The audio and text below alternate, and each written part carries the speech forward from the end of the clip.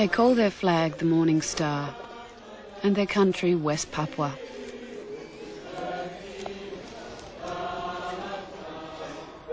They're weeping, not tears of joy, but tears of sorrow, about what might have been.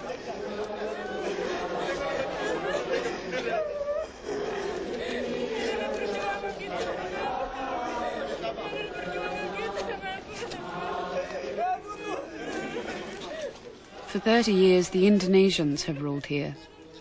But in the turmoil following the downfall of President Suharto, they give the Papuans a brief taste of independence. It's intended to be nothing more than a symbolic gesture, but the Papuans seize the moment. They raise their own flag. They even elect their own president, Chief Te Zalaway, a favorite son.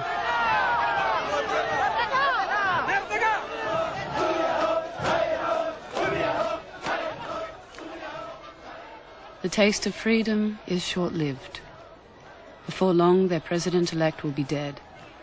The Morning Star flags will be hidden away, and many of their leaders will be in prison or exile.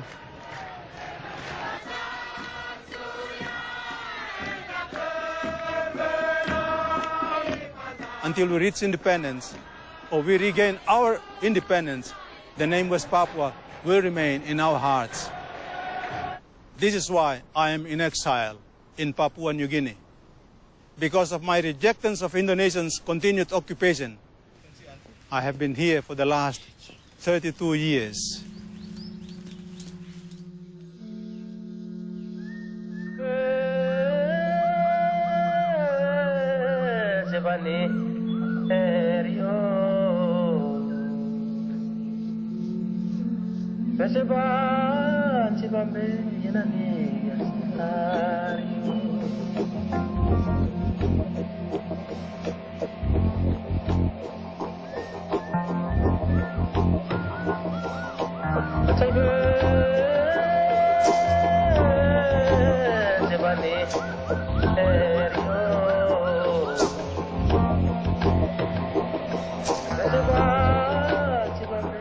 The last unknown, they called it. The last place on Earth to be explored and mapped. Snow-capped mountains drained by massive rivers, vast highland valleys, swamps and jungles.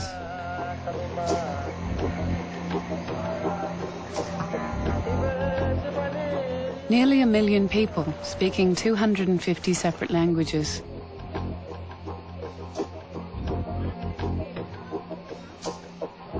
The coastal people, those inhabiting the swamps and rivers and plains, were the first to be contacted by the outside world.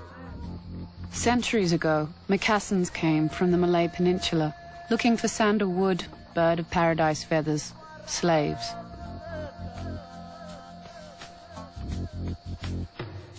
Papuan is a Malay word. It means frizzy-haired people.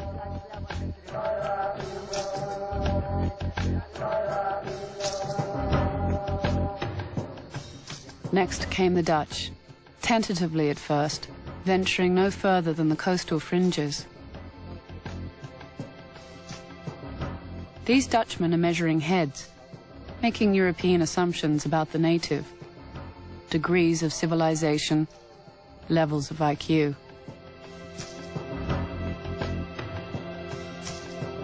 Other Dutchmen and Britons and Germans were poring over maps, drawing political borderlines through regions not yet even explored. The Europeans were carving up for themselves the world's second biggest island, with the Dutch settling for the western half they called Netherlands New Guinea. It was not, however, the first place they claimed in these regions, nor was it the most prized.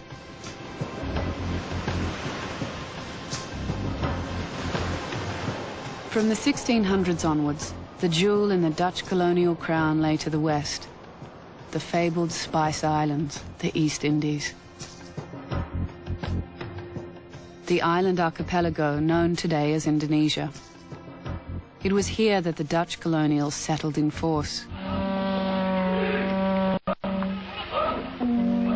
For hundreds of years, they and the other European nations ignored the big island to the east. No easy riches, rugged terrain, malaria, even headhunters.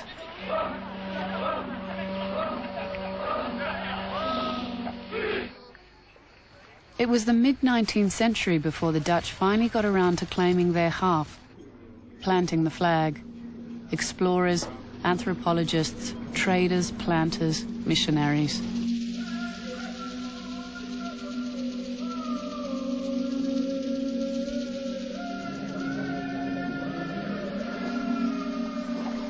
But it was a token occupation. Right into the 20th century, New Guinea remained for the Dutch an undeveloped colonial backwater.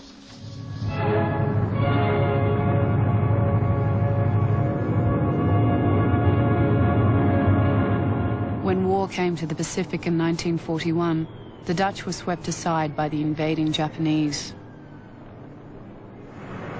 Japan mendarat di sini duluan itu, ya memang karena memang waktu itu dia mendarat. Tetapi tidak bergaul, orang kampung tidak bergaul. Karena Jepang punya istilah itu kurang cocok dengan masyarakat. Apa sedikit bisa potong tangan. Tidak ada hukuman yang untuk manusia. Jadi mereka harus mundur diri.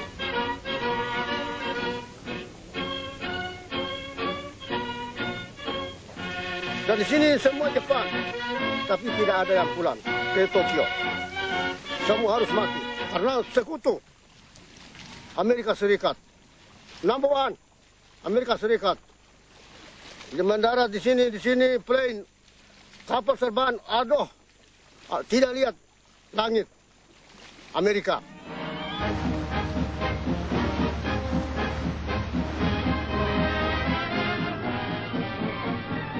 The Americans chose Dutch New Guinea's capital, Hollandia, as their base of operations against the Japanese.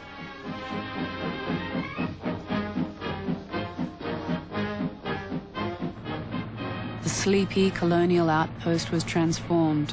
Artificial harbours, 5 airfields, 200 cinemas. 500,000 soldiers passed through Hollandia, going on to fight some of the bloodiest battles of the Pacific War.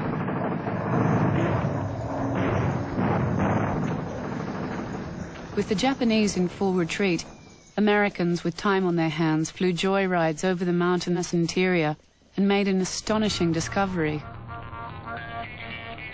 Fertile, densely populated valleys, unknown to the outside world. In early 1945, one of the planes crashed into a valley known as the Baliem. There were 3 survivors.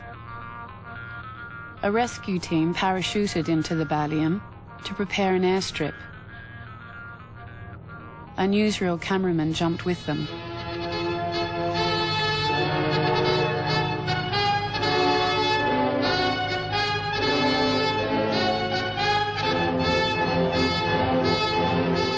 The anxious days were filled with the excitement of discovering the Valley of Shangri-La, the people never before seen by the outside world, gaining their confidence, trading with them. We saw the strange and varied types of these primitive people.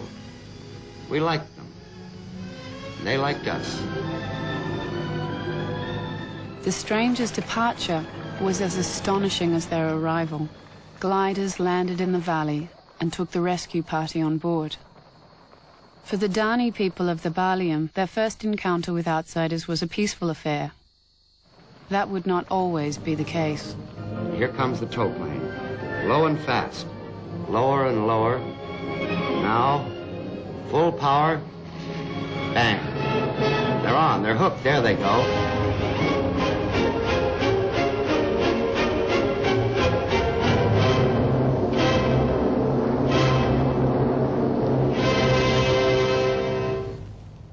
As the war ended, the American departure from Hollandia was equally abrupt. They left behind a vast infrastructure and a cornucopia of stores and equipment.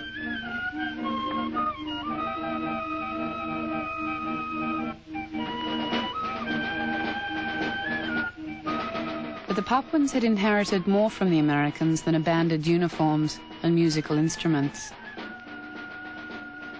They left behind a political vacuum and the gem of an idea that this was their country, no one else's.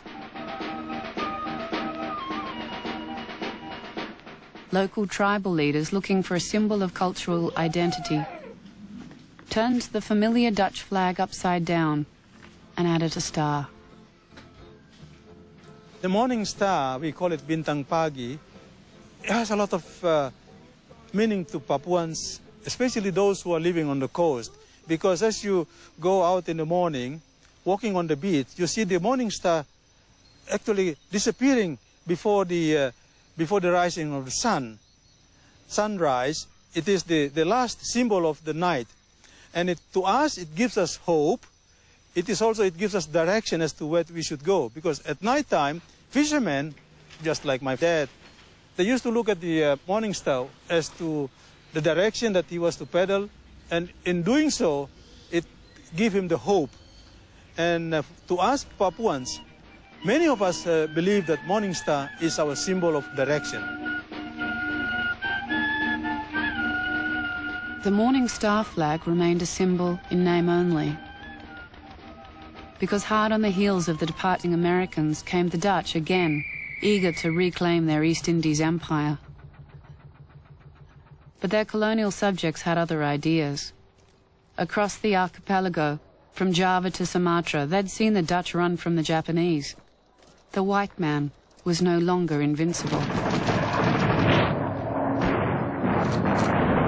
The cry went up, Merdeka, freedom for an independent Indonesia, united under the revolutionary leader, Sukarno.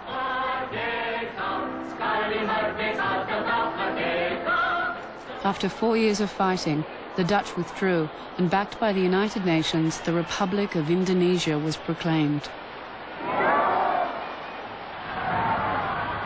An overwhelming reception greeted Sukarno in November 1949, when he and other leaders of the independence fighters returned from exile enforced by the Dutch, until then the rulers of the Netherlands East Indies. It was almost certainly this action of the Dutch, this banishment of the people's leaders, that swung world opinion on the side of the nationalists. For the people, it meant they would never again be a nation of coolies and a coolie among nations. But from this moment, they were the 5th largest nation in the world, and Sukarno, he has no other name, was their president.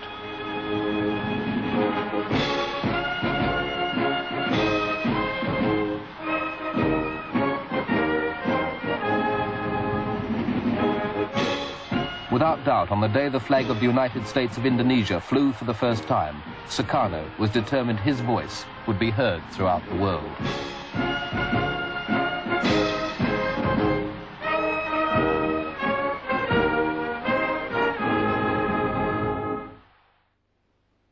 He had a personality, a charisma, which was remarkable, and he was a revolutionary in spirit. Sukarno told me that their idea of independence was from Sabang to Merauke.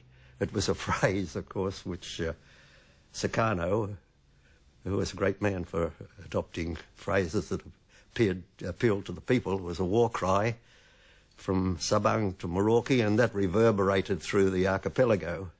And Merauke, you'll know, is in the far east of West New Guinea, very close to the Papua New Guinea border. And Sabang is a little island, a little bit to the west of the west coast of Aceh. So it's right in the extreme west. And that was the whole concept of Indonesia, as the Indonesians, the nationalists, understood it at the time. Sabang sampai Merauke berjajar pulau-pulau. I think that sort of thing is mean. There's pulau, another pulau, and pulau from Sabang.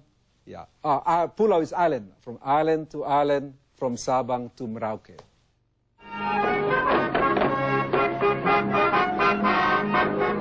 Having yielded up most of their empire, the Dutch drew the line at Netherlands, New Guinea. They strengthened their military presence and began pouring in people and resources. This was their one remaining colonial toehold, and they would control its future, no one else. Into this jungle wilderness, the Dutch are pouring each year $25 million. They have sent 6,000 teachers, doctors, scientists, engineers. They are building schools and hospitals, airports, harbor facilities, new housing. The Australian attitude was this was our backyard. There was questions of our security. It was felt that we'd feel safer if it was under Dutch control than if it was under Indonesian. And I think basically there was a complete ignorance of just what nationalism meant and how intense nationalist feeling could be. And so we were in the process of changing our policy 180 degrees from being fully supportive of nationalism in Indonesia to being opposed to it.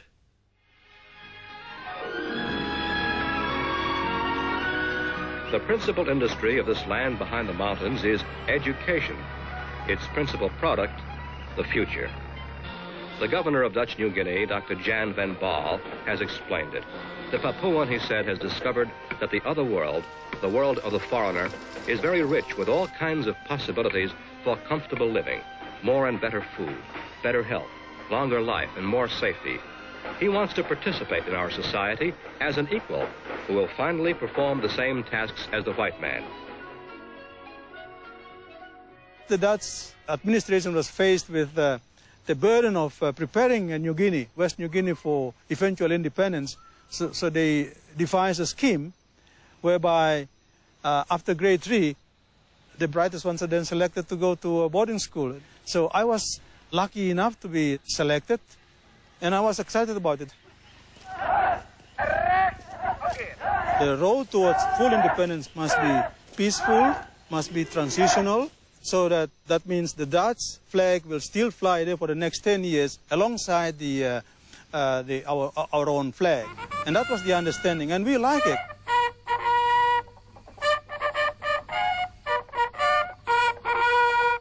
The Dutch were not opposed to Papuan independence, but it would be on Dutch terms, according to a Dutch timetable. They even set a date, the 1st of December, 1970.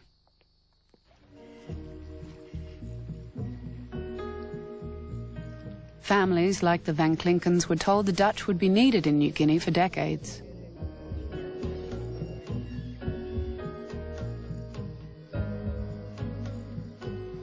It was all jungle. It was as if you were in Genesis, in the start of the world, if the world had just started. And so I thought of that, and it was I thought it was amazing. Well, I was fortunate I was in the police force and I liked the bush. So I'd only been there a couple of weeks and was sent out on a patrol. 5 days walk with all local policemen. And that was very exciting. And beautiful to be in the inland and the mountains and the rivers there. You had to cross them in a very primitive sort of a way or swim across. And of course we went out hunting, and that was a pretty big part of the social life. So I enjoyed it very much.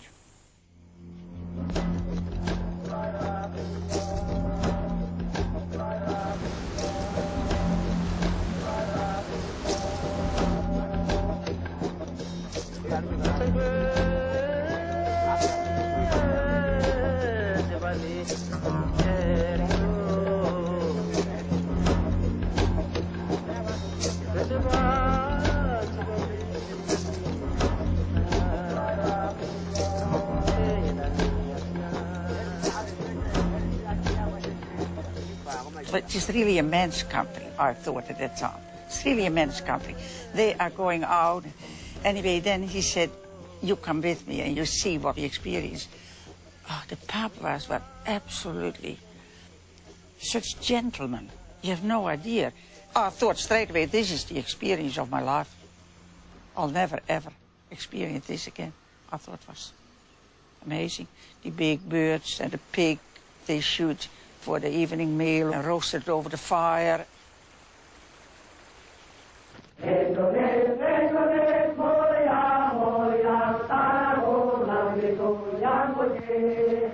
But President Sukarno was running out of patience.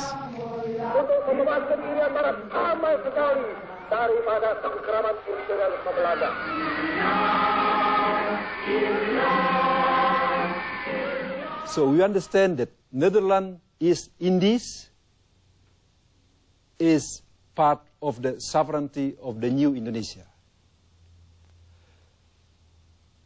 Because of this, in the Dutch always hold to Papua New Guinea, to Irian Jaya. Therefore, Sukarno, as a first president proclamator, felt that his, Indonesia is not united. Therefore, they had to endeavor to try to get this, to bring the Papua to the motherland of Indonesia. Indonesian soldiers began parachuting into the jungles of Dutch New Guinea. In 1962, Operation Mandala was commanded by an ambitious young colonel named Suharto.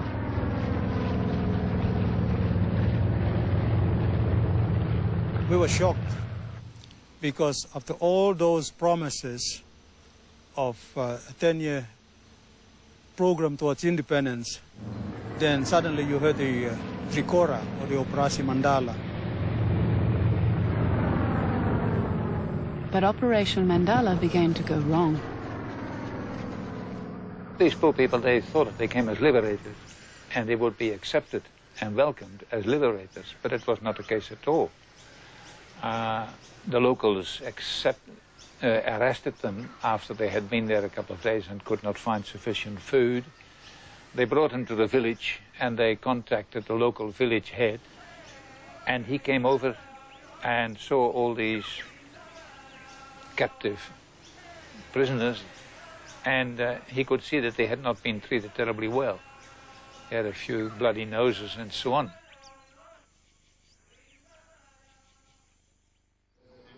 We cannot care for our wounded. Our radio is out of order. The Papuans regard us as enemies, and often we have to exchange our uniforms and equipment for food. Lieutenant Surnodo, Indonesian Army officer, April 1962.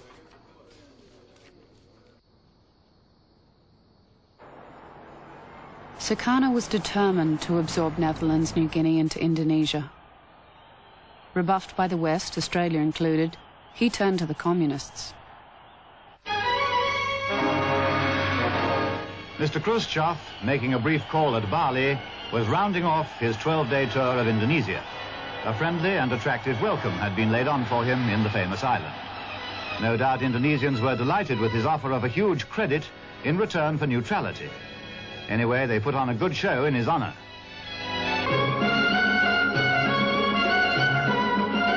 But Mr. K was rather tired and very, very hot. President Sukarno evidently noticed it and tried to cheer him up by decorating him with a flower. Strange customs they have in the Far East. But when in Bali, do as the Balinese do. With the Cold War at its height, the West now worried about losing Indonesia to the communists. So they courted Sukarno and leaned on the Dutch. In 1962, President Kennedy persuaded the Dutch to hand over their colony to Indonesia. The deal was brokered at UN headquarters in New York and was called the New York Agreement. The Indonesians would take over from the Dutch under United Nations supervision. But there was one major proviso. Within 5 years, there would be an act of free choice for the Papuans, to go it alone or remain with Indonesia.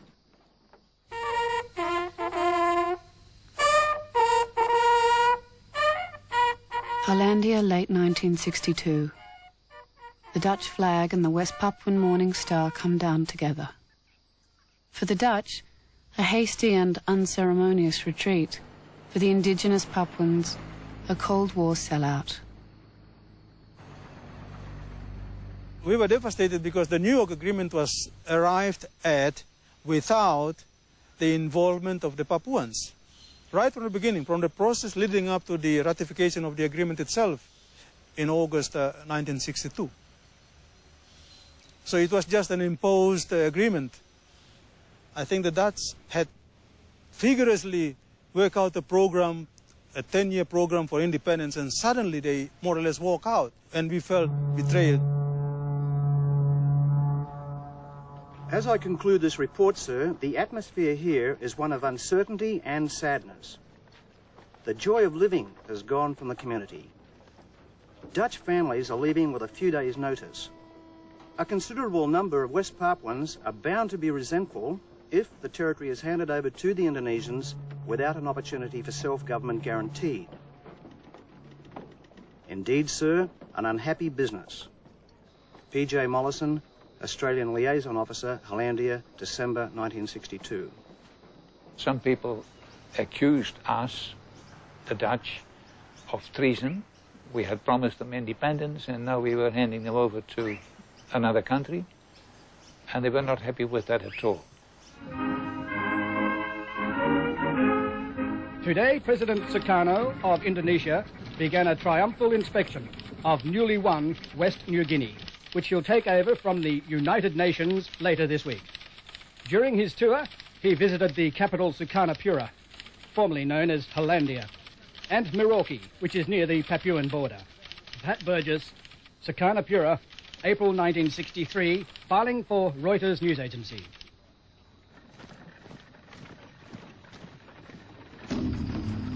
They came as winner of a war, not against the Dutch, but against West Papuans. So they walked in, they come in, and they go everywhere with their full, like a war path and the Battle of the Gun. The Indonesian military came in, led by militia group, the Indonesian setup. They were the informant. They are the one who pinpoint who the military should beat, should shoot, or should arrest. So one time they came to me. So I was grabbed on my throat. And then I was trying to look at back who was playing with me. But then quickly the bicycle chain landed on my left cheek. And then the hole was cut all the way down. And then it's not only me. So many upcoming students, promising leaders were beaten up, like my experience. Some even shot dead.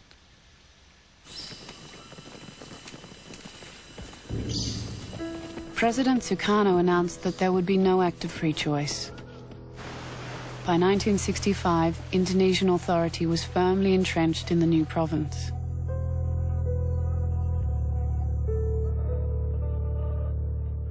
But Sukarno's glittering victories were not enough to save him from the ambitions of others.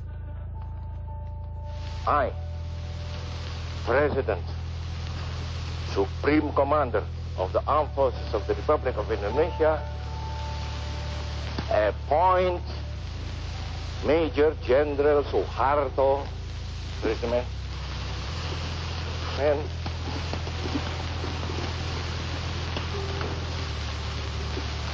I appoint him as Minister, Commander of the Army. Within 2 years, General Suharto had become President Suharto and had taken complete control in Indonesia. A vote of self-determination in 1969. This is the one concession handed to the Dutch when they yielded their colony to Indonesia 5 years ago. President Sukarno repudiated the agreement. President Suharto has now reluctantly agreed to play out the diplomatic charade.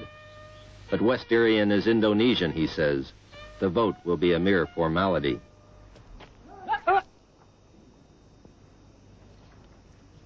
The Indonesians carried out the act of choice by something which was traditional in their own country, namely the process of what's called musyawarah. Musyawarah is a process by which issues are considered and resolved through meetings, consultations, discussions aimed at a consensus. It's a process for involving everybody in a decision. Now, it also has the purpose of securing the initial objective by those who want the outcome, because such processes are dominated by the most powerful and the most influential people who set the stage and the tone and the setting. I expected that if the United Nations was holding an act of free choice, that there would be a voting system.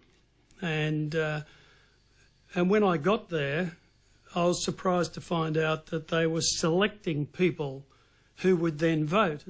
And they were only going to select 1,025 in the whole country. One of the main reasons I wanted to cover it was that I knew no one else was going to, because President Nixon of the United States was making a 3-week tour through Southeast Asia at exactly the same time as the Act of Free Choice was going to be taking place. And so all the correspondents who'd been to West Irian to preview the Act of Free Choice were told to stay at home. Stay in Bangkok, stay in Hong Kong, stay in Taiwan, stay in Jakarta, and I was told by Reuters to stay in Jakarta. So it was effectively, I believe, the Americans decided to stop anyone from covering the Act of Free Choice so that Indonesia could just absorb the place with nothing written.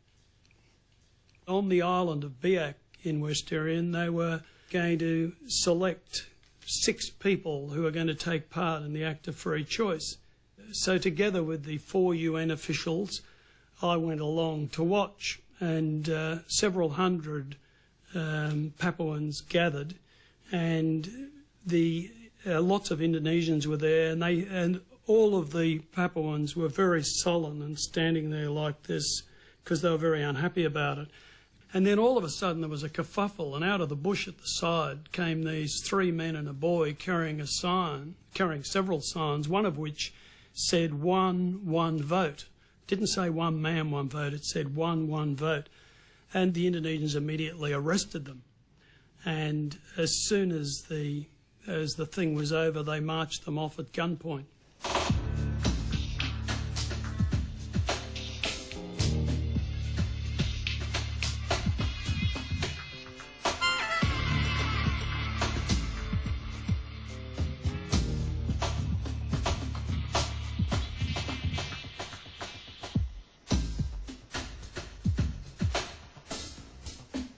Large numbers of hand-picked local people were assembled in big halls, and a rather ritualistic process ensured, culminating in everybody in the room putting up their hands in favour of integration.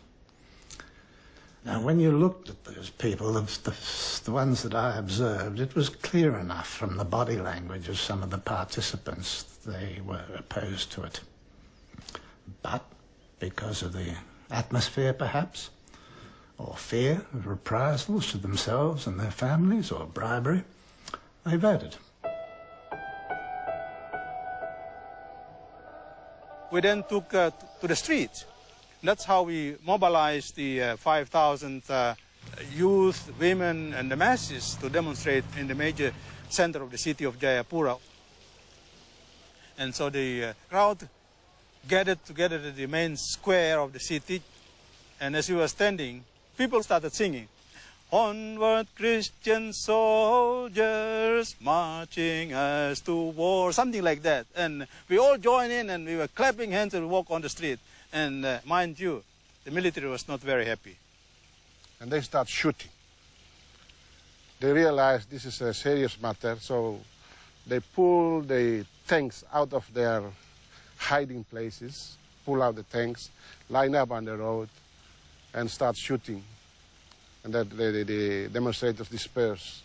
We were, in fact, actually we were standing underneath the parliament building. And as we were standing, one Christian Indonesian, he came and whispered to both of us, "Both of you are now in danger. Now that you're standing in public, you will be in danger." So we left everything, nothing, just run for life.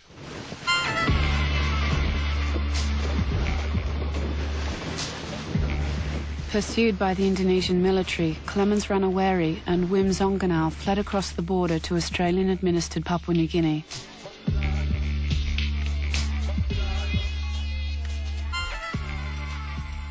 But their ultimate goal was New York and United Nations headquarters, where they planned to tell the world that the act of free choice was a farce. They were thwarted by Australian officials under pressure from Indonesia. The immediate concern of Indonesia is that the early arrival of these two West Irianese at the United Nations could stimulate defiance and seriously upset the management of conduct of the act of choice within West Irian. June 1969. Zonganau and Ranaweri were forcibly prevented from travelling to New York. As we were about to board the plane, master of the Manus province, he came rolling up with a limousine type of a vehicle with the Australian flag, little flag, symbolizing the power of Australia, symbolizing the power of colonialism here in PNG then. The man looks like an authoritarian type too. So he put his hands in his hips and said, "You two guys, Zonganau and Ranaweri, you come down or I arrest you." So we said, well, we got ticket, we got everything. We are on the way to leave this country. So, and then he said, "You are under arrest." So policemen came, grabbed our hands, took us down. Well, the tears were dropping, and that was the end of it. The Australian authorities detained the pair on Manus Island until the act of free choice was over. Their complaints were never heard. At Jakarta's golf club, one of President Suharto's regular partners was Australia's ambassador to Indonesia, Gordon Jokl. I did play golf with Suharto, and I thought it would be an opportunity to convey to him some of my impressions and to bring home to him that while the act of choice had worked, that there were very long-term problems which would require a lot of attention and sensitive handling. But as soon as I mentioned that I'd been there, and he's a very impassive man, but his face lit up and beamed, and he said, "Wasn't it wonderful?" He said, "the way they responded and their enthusiasm in joining Indonesia." So I just hit my next shot.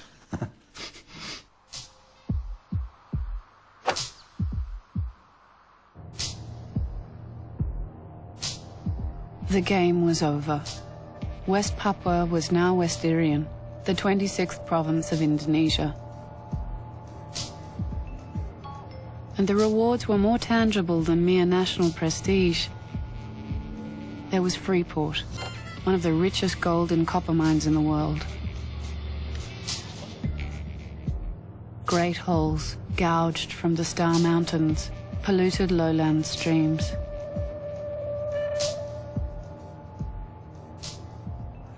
And there was land, lots of it, ripe for closer settlement. The program was called Transmigration.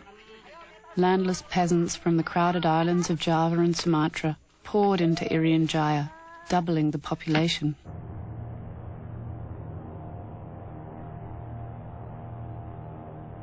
There were problems in the new province, not simply due to the sudden population changes.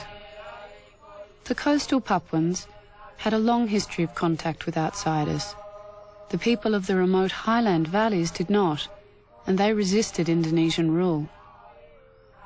There were bloody uprisings in the Baliam Valley, but with severe travel restrictions, it was out of sight, out of mind.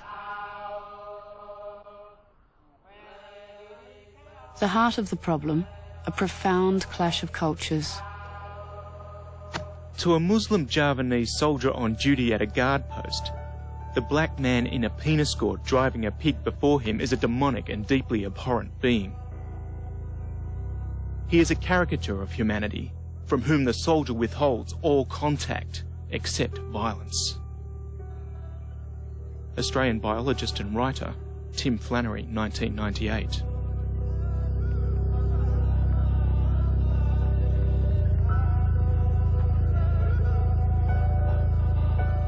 During the 1970s, missionaries were among the few outsiders allowed into the Baliem Valley to work with the Dani people. The idea was to bring in larger aircraft into Tiom, and so we were going to enlarge the airstrip there. I was involved with one of the other missionaries in supervising the work. And so some occasions we'd have up to 5,000 natives working with their primitive digging sticks and jute bags, carrying the dirt from one side of the airstrip to the other, and it was quite a heavy manpower type of project.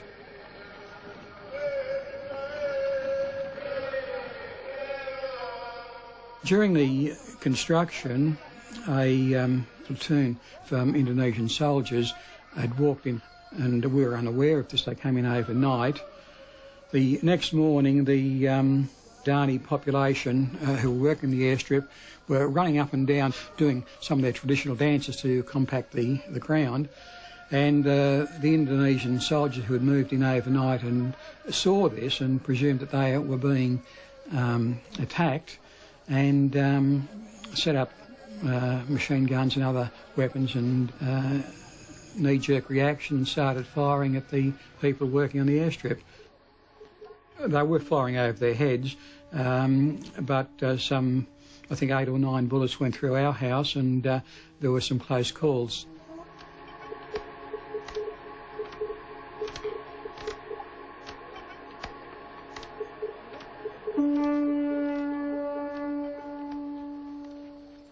With the whole systematic oppressive situation that they experienced for 4 decades, through their history that manipulated the human rights violations that they've experienced every day, the exploitation of their resources, the degradation of their culture, of being a people in their own land. That structured the Papuans into a world that I describe as a broken soul. They are frustrated. They don't have any hope. Full of anger. And they won't just get out from that situation.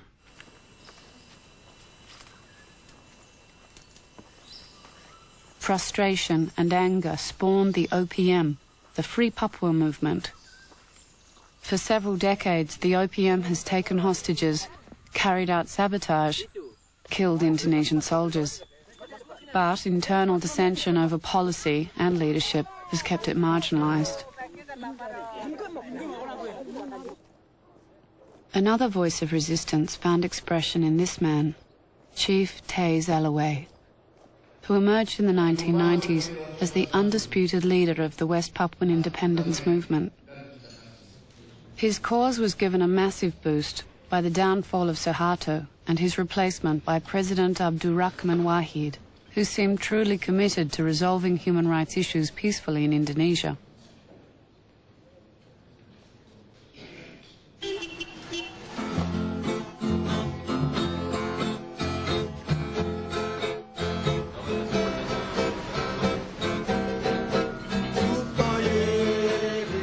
In the year 2000, Wahid renamed the province again, calling it Papua, and invited all Papuans, including political exiles, to return. After spending more than half his life in exile, Clemens Ranaweri was able to go home. Thank you, terima kasih. It's beautiful to be back in your own home. There is no place like home. We are in a suburb that was once built by the Dutch. For the Papuans, a beautiful suburb with nice houses. It was not as big as this time, but it was beautifully and perfectly built. Now you can hear the sound of Muslim sound in the midst of what was once Melanesia. So strange, but that's the reality.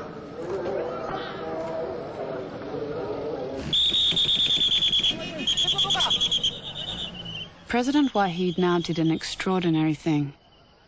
He allowed the Papuans to come together at a congress in Jayapura to discuss the future of the province. Well, this is the day, the D-Day, the D-Day. Ini hari ini sudah. M berarti mati, mati atau merdeka, merdeka itu merdeka, merdeka.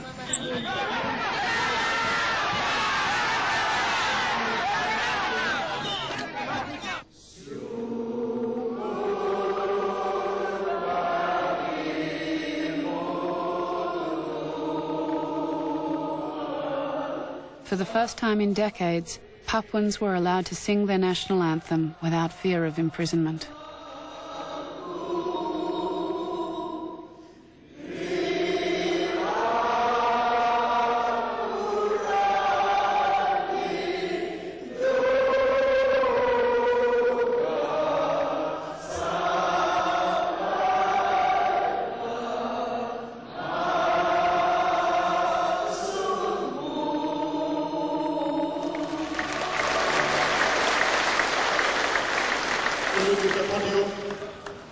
Kongres kita ini berlangsung dengan aman dan tertib, juga karena bapak-bapak dan ibu-ibu, terutama Satgas Koteka yang berjalan berminggu-minggu mengikuti.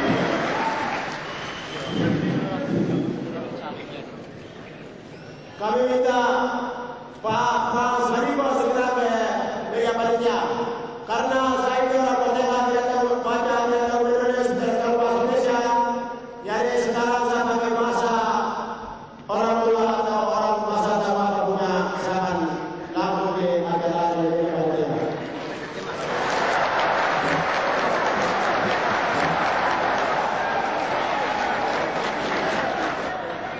The Congress declared the independent state of West Papua and elected Chief Taze Elaway its first president.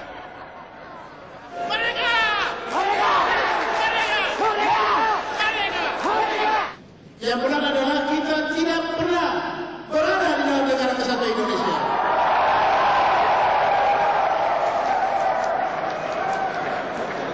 Oleh karena itu kita tidak perlu keluar dari sana. Tidak boleh ada istilah-istilah itu lagi. Karena tidak ada sejarah mencatat bahwa bangsa Papua pernah ada di dalam negara kesatuan Indonesia.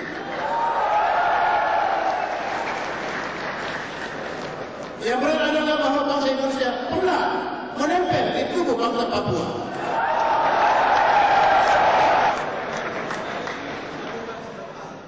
One thing I could remember vividly was that he advocated peace, and he said, if we advance our struggle towards gaining our independence, we need to pursue it through the corridor, within the corridor of peace and love.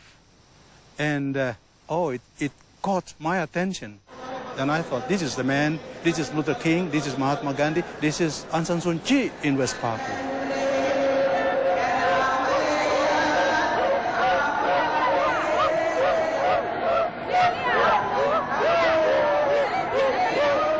How can you imagine the 2.2 million people, low education, the infrastructure, lack of infrastructure, can survive in the current globalization era? The sort of things you have to think. So for our friend, Papuan, let's come back to Indonesia. Indonesia is a great country. There's benefit for you, benefit for us, we can build together.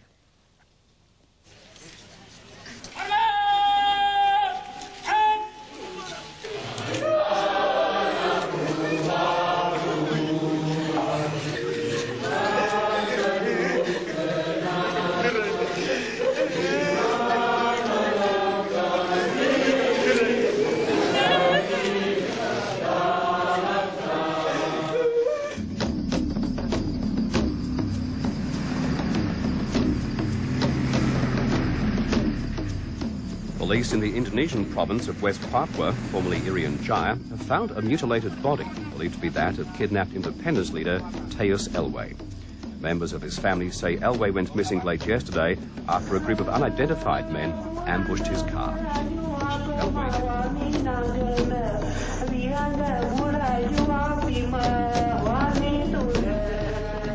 The murder of Teis Elwai is a political assassination.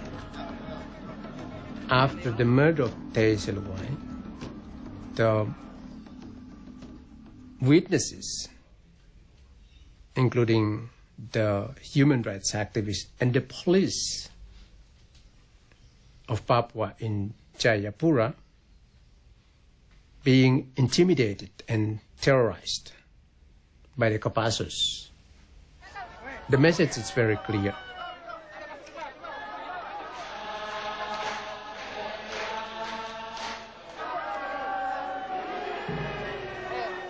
Chief Teis was killed purely because of Indonesians' fear that his continuous presence within and amongst Papuans will bring disintegration.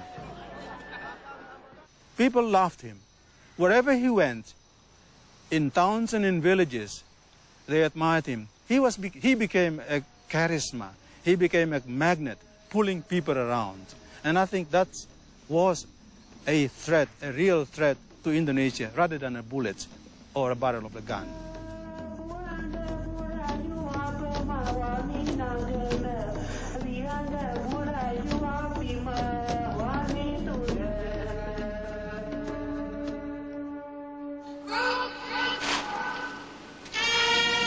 Since Chief Te's death, Indonesia is firmly back in control in Papua under President Megawati Soekarno-Putri. Remember, Sukarno is one of nationalists, very strong nationalism. Megawati is very strong nationalism. Follow her father. And I think that's the key to Indonesia. You know, the nationalism, this mean is very important to Indonesia. Nationalism means the country cannot divide it from Sabang to Merauke. They can give away in some part of their, like, special autonomy in Aceh and Papua, but do not try to separate from their mother country, from central government.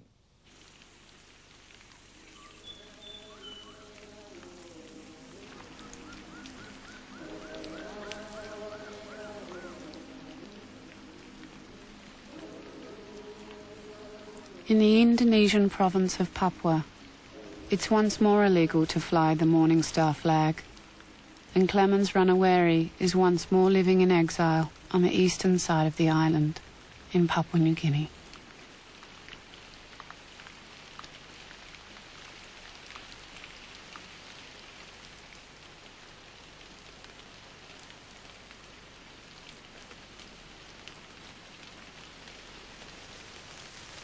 Di pantai Onake di waktu terang bulan, ku duduk sambil merenung. Di sanalah numbai negeriku yang ku cinta. Kapan ku lihat kembali, ku di pantai Onake di waktu terang bulan, ku duduk sambil merenung. Di sanalah numbai negeriku yang ku cinta. Kapan ku lihat kembali.